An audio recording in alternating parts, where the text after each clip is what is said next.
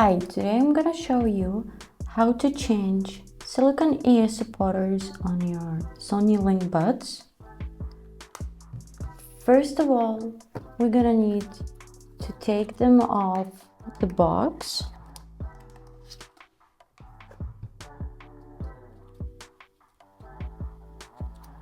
Here you have several options to choose from, depending on your preferences and ear sizes. So, step by step, I will show you how to change it.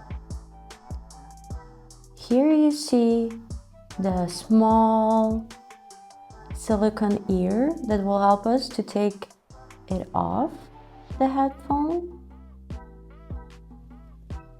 And now you can see the plastic thing that will help us to put the new one on the right spot.